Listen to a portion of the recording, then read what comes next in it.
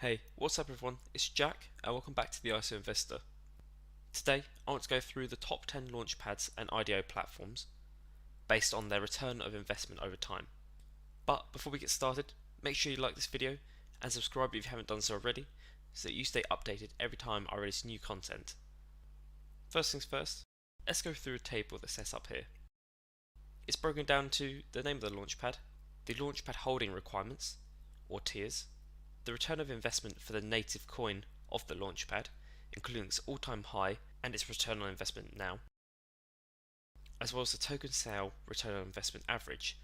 This column here takes a random number of projects which have launched on the launchpads and has given a range of return of investments to show their potential.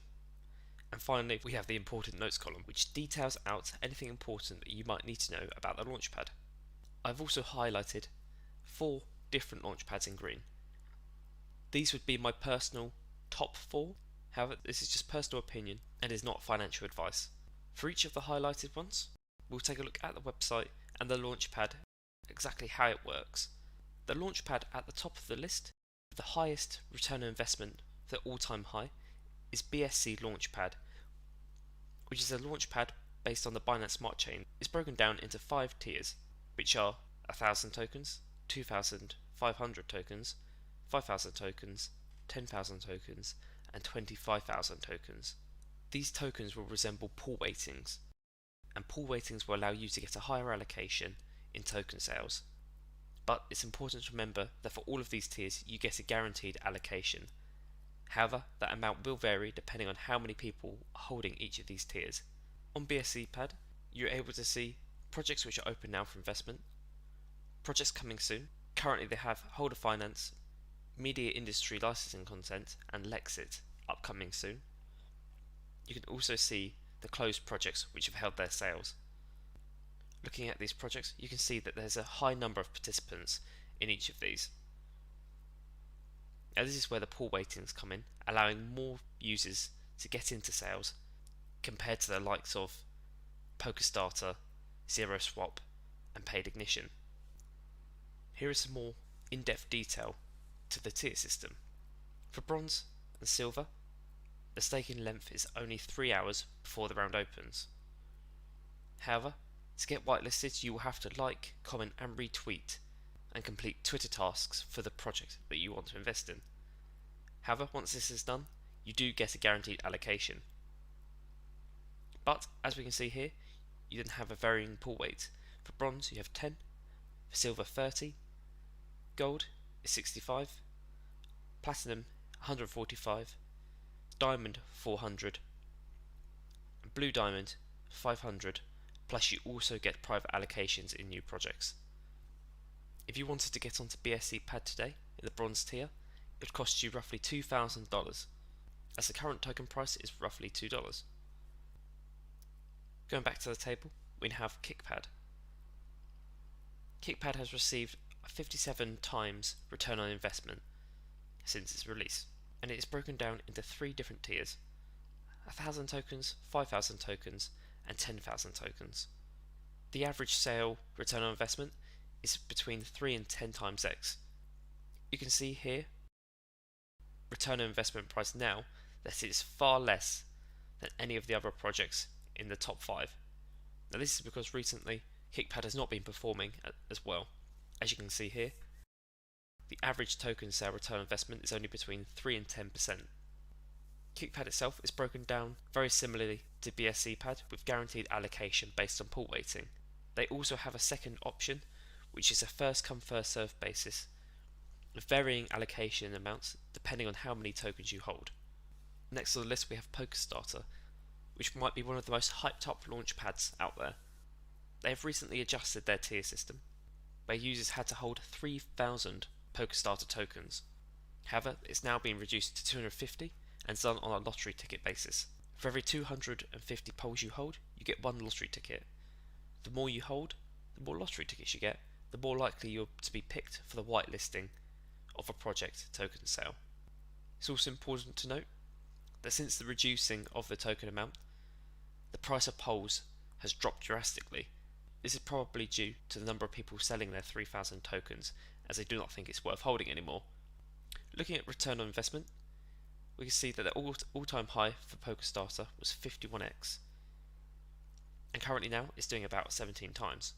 But where it really comes to shine is its average token sale return on investment. Some token sales do better than others. Recently there has been a number of projects which have performed very well, doing roughly 20x and even up to 100x over time. The only issue is that it's quite difficult to participate in these sales, as the pools normally have allocations of 600 places.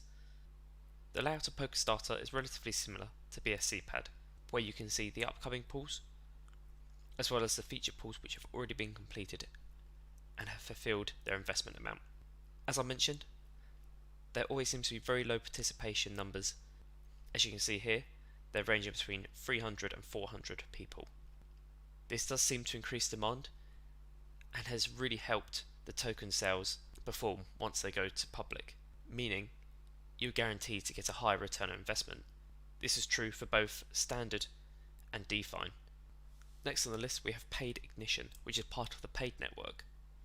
Paid works very similarly to PokerStarter, where users will have to hold tokens and in return will be awarded lottery tickets. For every 1,000 paid you hold, you can get one lottery ticket. However, if you're holding tier 2 or tier 3, you'll get guaranteed allocation. Paid Ignition has performed relatively well over time and hits an all-time high of 50x return of investment. Currently, they're sitting at 12x, and their token sales do relatively well as well, with an average return of investment between 3 and 70x. On the Paid Ignition Launchpad, you're able to see the different pools, which are Galaxy and Moon, which represent the different tiers I explained earlier. The Moon tier requires you to hold 1,000 paid minimum, where you receive one lottery ticket. The more paid you hold, the more lottery tickets you'll get to better participate in the pool. Whereas the Galaxy pool is a guaranteed allocation. It's important to note, if you do hold a Galaxy tier, you'd also get lottery tickets for the Moon pool as well, which means you could invest in both. As for the rest of the launchpads on this list, it's very difficult to say if they are worth buying into. DAO Maker does launch lots of good projects with a high chance of a large return of investment. However, they do not offer guaranteed allocation and is based on a lottery, and the levels do vary as well. That means it's very unpredictable to know how many lottery tickets you could get. Bounce, on the other hand, is very different to the other launchpads and IDOs on this list. It is an auction site where you do not need to hold any tokens to participate. However, you'll have to bid for the tokens to be able to win them. Through Bounce, you'll be able to see what the winning bid is, as well as the minimum bid, and you are bidding against other investors, meaning it's nearly impossible for bots to outdo you on this. Next we have Zendit, which is probably one of the most difficult launchpad IDOs to participate in. Their allocations in projects tend to sit around 100 places for allocation, which is far lower than any of the other IDOs. However, their minimum return on investment seems to be far higher than all of the other launchpads, so this is something to weigh up and bear in mind. Next we have ZeroSwap. I personally held ZeroSwap for a while. However, they went through a large period of downtime where all the projects they launched performed terribly and did not offer much in terms of return on investment, which resulted in me selling my Z tokens. However, recently they have started launching more token sales which have performed better. Personally, I do not think I would buy into ZeroSwap again, but this is just a personal opinion. As for Duckstarter, it works in a very similar way to DAO Maker and PokerStarter, where you have to hold a number of tokens and you'll be awarded lottery tickets in return. From looking at previous projects that have launched on it, they have not done particularly well in terms of return on investment. However, there are some which have performed quite well. And finally, we have pools, which is also very different to the rest of these IDOs, where as long as you're holding at least one pool token, you are able to participate. However, the number of tokens you hold does affect your pool weight and the amount of tokens you'll be able to buy. If you are in the top 100 of pools holders, you get guaranteed allocation in their token sales. And finally, we have CoinList, which is very different to the other launchpads and IDOs. CoinList operates via a random allocation queue system, where users have to queue up and they are randomly allocated a position in the queue, where they'll be given the chance to buy the tokens if they are lucky enough to get a good position in the queue.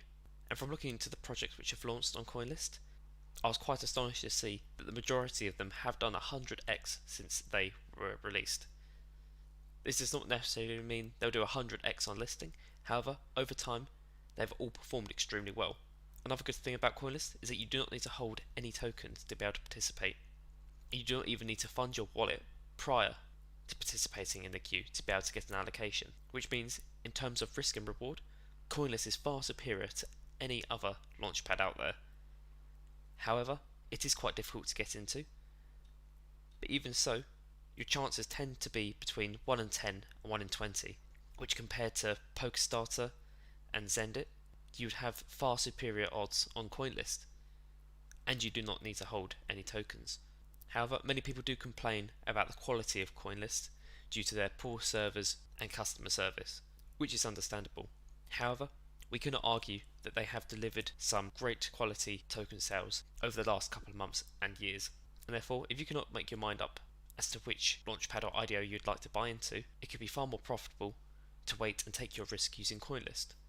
So to recap, the top 4 launchpads and IDOs in my opinion are BSC Pad, PokerStarter, Paid Ignition and CoinList. This is not to say that the other launchpads are not worthy investments, as this is just my personal opinion.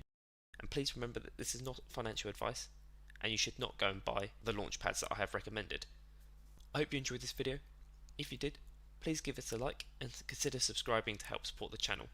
And make sure you join our Telegram group.